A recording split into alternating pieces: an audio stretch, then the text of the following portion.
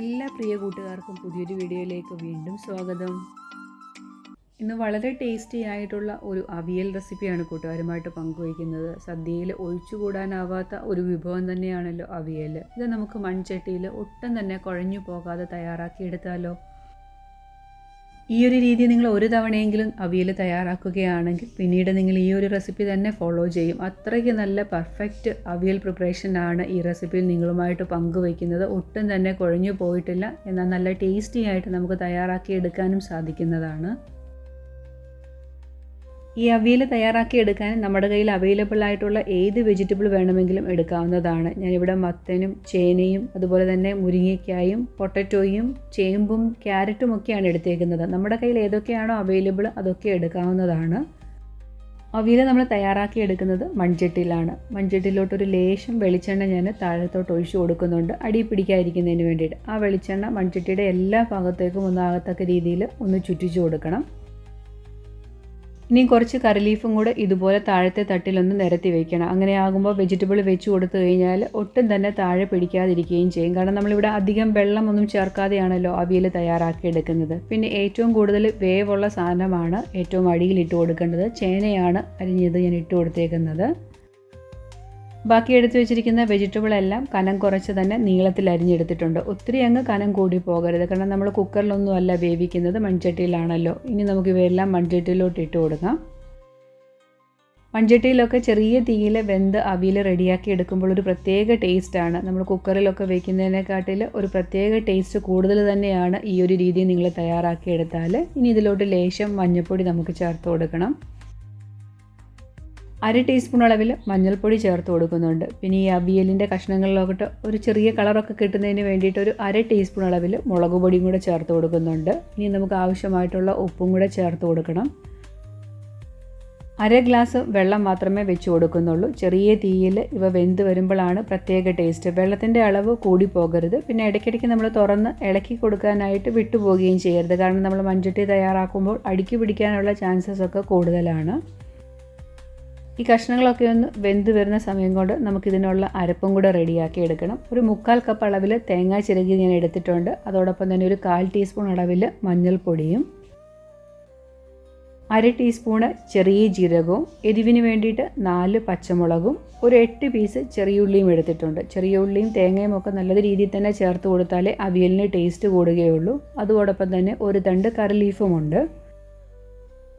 ഇവയെല്ലാം നമുക്ക് മിക്സിയുടെ ജാറിലിട്ട് ഒന്ന് ചെറുതായിട്ട് ഒതുക്കിയെടുക്കണം. ഒത്തിരി അങ്ങ് അരഞ്ഞു പോകരുത്. ഈ കറി ലീഫൊക്കെ ചേർത്തിട്ട് നമ്മൾ ചതച്ചെടുക്കുമ്പോൾ ഒരു പ്രത്യേക മണവും ടേസ്റ്റുമാണ് അവിയലിന്. ഇടയ്ക്ക് നമ്മളൊന്ന് ഇളക്കി കൊടുക്കണം. താഴെയുള്ള കഷ്ണങ്ങളെല്ലാം ഒന്ന് മോളി വരികയും അതുപോലെ മുകളിലുള്ള കഷ്ണങ്ങളെല്ലാം ഒന്ന് താഴെ ആകത്തക്ക രീതിയിൽ ഇടയ്ക്കിടയ്ക്ക് തുറന്നൊന്ന് ഇളക്കി കൊടുക്കാനായിട്ട് ശ്രദ്ധിക്കണം. പിന്നെ മൺചട്ടിയിലാകുമ്പോൾ ഒരിക്കലും തീ കൂട്ടി വയ്ക്കരുത്. ചെറിയ തീയിൽ തന്നെ കിടന്നിത് വെന്ത് വരണം കഷ്ണങ്ങൾ.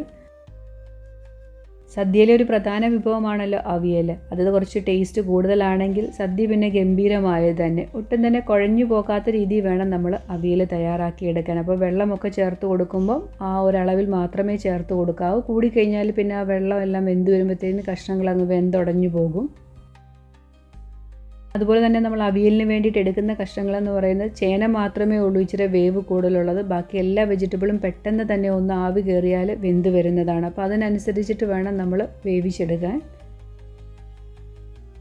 കഷ്ണങ്ങളെല്ലാം വെന്ത് വന്നിട്ടുണ്ട്. ഇനി നമ്മൾ ഇതിൻ്റെ സൈഡിലോട്ട് കഷ്ണങ്ങളെല്ലാം ഒന്ന് ഒതുക്കിയിട്ട് സെൻറ്ററിലോട്ട് നമ്മൾ അരച്ചു വെച്ചിരിക്കുന്ന തേങ്ങയുടെ കൂട്ട് ചേർത്ത് കൊടുക്കുക. ഒട്ടും തന്നെ അരഞ്ഞു പോയിട്ടില്ല, ചെറുതായിട്ടൊന്ന് ഒതുക്കിയെടുത്തത് മാത്രമേ ഉള്ളൂ. തേങ്ങയുടെ അരപ്പും കൂടെ ചേർത്ത് കൊടുത്തിട്ട് ഇവയെല്ലാം കൂടെ നമുക്കൊന്ന് ഒതുക്കി വീണ്ടും ഒന്നും കൂടി ഒന്ന് ആവി കയറ്റിയെടുക്കണം. ആ തേങ്ങയിലോട്ട് ആവി കൊള്ളിച്ചെടുക്കുകയും വേണം. അരപ്പിലോട്ട് ചെറുതായിട്ട് ആവി ഒന്ന് കൊള്ളിച്ചെടുക്കണം. അതുകൂടെ കഴിഞ്ഞ് കഴിഞ്ഞാൽ നമുക്ക് ഇളക്കിയെടുക്കാവുന്നതാണ്. ഇപ്പം നമ്മുടെ ടേസ്റ്റി ആയിട്ടുള്ള അവിയൽ ഇവിടെ റെഡി ആയിട്ടുണ്ട്. അവിയലിന് കുറച്ച് തേങ്ങയൊക്കെ നമ്മൾ കൂടുതൽ ചേർത്ത് കൊടുത്താലേ ടേസ്റ്റ് കൂടുതൽ കിട്ടത്തുള്ളൂ. അപ്പോൾ തേങ്ങയുടെ അളവിനൊക്കെ നിങ്ങളുടെ ഇഷ്ടത്തിനനുസരിച്ചിട്ട് ചേഞ്ചസ് വരുത്താം.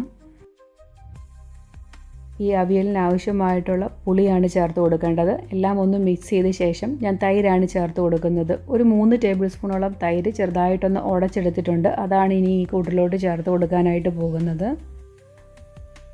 തൈര് കൂടെ ചേർത്ത് കൊടുത്തു കഴിഞ്ഞാൽ പിന്നെ നമുക്ക് സ്റ്റൗ ഓഫ് ചെയ്യാം. മൺചട്ടിക്ക് നല്ല ചൂടുണ്ട്. ആ ഒരു ചൂടിൽ തൈരും കൂടെ നമുക്ക് മിക്സ് ചെയ്തെടുക്കാവുന്നതാണ്. ലേശം പുളിയുള്ള തൈര് തന്നെ ചേർത്ത് കൊടുക്കണം, എന്നാലേ അവിയലിനൊരു പ്രത്യേക ടേസ്റ്റ് കിട്ടുകയുള്ളൂ. പിന്നെ ഈ തൈരിന് പകരം നിങ്ങൾക്ക് മാങ്ങായോ അങ്ങനെ പുളിയുള്ള ഏത് ഐറ്റം വേണമെങ്കിലും ചേർത്ത് കൊടുക്കാവുന്നതാണ്. തൈര് ചേർത്ത് കൊടുത്തു കഴിയുമ്പോൾ കുറച്ചും കൂടെ ഒരു തിക്ക് കിട്ടും നമ്മുടെ അവിയലിന്. ഇനി നമ്മളിവിടെ സ്റ്റൗ എല്ലാം ഓഫ് ചെയ്തിട്ടാണല്ലോ തൈര് ചേർത്ത് കൊടുത്തേക്കുന്നത്, ഒന്ന് മിക്സ് ചെയ്തെടുക്കുക മാത്രമേ ഉള്ളൂ. കഷ്ണങ്ങൾ വേവിക്കുന്ന സമയത്ത് ഞാൻ ഉപ്പും കൂടെ ചേർത്ത് വേവിച്ചത് കൊണ്ട് ടേസ്റ്റ് ചെയ്ത് നോക്കിയപ്പോൾ കറക്റ്റാണ് ഉപ്പെല്ലാം. നിങ്ങൾ നോക്കിയിട്ട് ആവശ്യമുണ്ടെങ്കിൽ ഉപ്പൊക്കെ ചേർത്ത് കൊടുക്കണം. നല്ല ഫ്രഷ് ആയിട്ടുള്ള കറി ലീഫും കൂടെ ചേർത്ത് കഴിഞ്ഞാൽ നമ്മുടെ പെർഫെക്റ്റ് ആയിട്ടുള്ള അവിയൽ ഇവിടെ റെഡി ആയി കഴിയും. ഇനി കുറച്ച് നേരം ഇങ്ങനെ ഒന്ന് വെച്ച് കഴിഞ്ഞിട്ട് വേണം നമ്മൾ സെർവ് ചെയ്തെടുക്കാൻ. ഈ ഒരു സ്റ്റെപ്പ് ഒരു കാരണവശാലും ഒഴിവാക്കല്ലേ. ഈ 1 ടേബിൾ സ്പൂൺ അളവിൽ വെളിച്ചെണ്ണയും കൂടെ ചേർത്ത് കൊടുക്കുമ്പോൾ അവിയലിന് കുറച്ചും കൂടെ ടേസ്റ്റ് കൂടുതൽ കിട്ടും. അവിയലൊക്കെ തയ്യാറാക്കാൻ എല്ലാ കൂട്ടുകാർക്കും അറിയാം. എന്നാൽ അവിയലൊക്കെ തയ്യാറാക്കിയാൽ ടേസ്റ്റ് കിട്ടുന്നില്ല എന്ന് പറയുന്ന കൂട്ടുകാരുണ്ടെങ്കിൽ ഈ ഒരു റെസിപ്പി നിങ്ങൾക്ക് ധൈര്യമായിട്ട് തന്നെ ചെയ്തു നോക്കാവുന്നതാണ്. നമ്മൾ അവിയലൊക്കെ തയ്യാറാക്കി എടുക്കുമ്പം ചേമ്പും കൂടെയൊക്കെ ചേർത്ത് കൊടുക്കണം, എന്നാലേ നല്ല ഒരു കൊഴുപ്പ് കിട്ടുകയുള്ളൂ.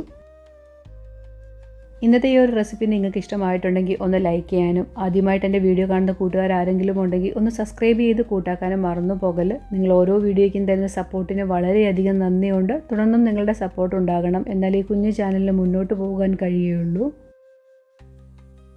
അവിയലൊക്കെ തയ്യാറാക്കി എടുക്കുമ്പോൾ ഒത്തിരി അങ്ങ് വെന്ത് കുഴഞ്ഞു പോകുന്നതിനെക്കാട്ടിൽ ഈ ഒരു രീതിയിലിരിക്കുന്നതാണ് ടേസ്റ്റ് എന്ന് പറയുന്നത്. നമ്മൾ അവസാനം ചേർത്ത് കൊടുക്കുന്ന ആ ഒരു വെളിച്ചെണ്ണയും കൂടെ ചേർത്ത് കഴിയുമ്പോൾ പ്രത്യേക ടേസ്റ്റ് തന്നെയാണ്. അപ്പോൾ കൂട്ടുകാർ തീർച്ചയായിട്ടും ഈ ഒരു രീതി ട്രൈ ചെയ്ത് നോക്കുക ഈ ഓണത്തിന്. ഇന്നത്തെ കുഞ്ഞു വീഡിയോ ഞാൻ ഇവിടം കൊണ്ട് അവസാനിപ്പിക്കുകയാണ്. ഈ ഒരു റെസിപ്പി ഇതുപോലെ ഒന്ന് ട്രൈ ചെയ്ത് നോക്കി കൂട്ടുകാർക്ക് ഇഷ്ടമാകുകയാണെങ്കിൽ നിങ്ങളുടെ ഫ്രണ്ട്സിനും റിലേറ്റീവ്സിനും കൂടെ ഒന്ന് ഷെയർ ചെയ്ത് സപ്പോർട്ട് ചെയ്യാൻ മറന്നു പോകല്. അടുത്ത ദിവസം നല്ലൊരു റെസിപ്പിയായിട്ട് വളരെ പെട്ടെന്ന് തന്നെ ഞാൻ കൂട്ടുകാരുടെ ഇടയിലേക്ക് എത്തുന്നതാണ്. Thanks for watching.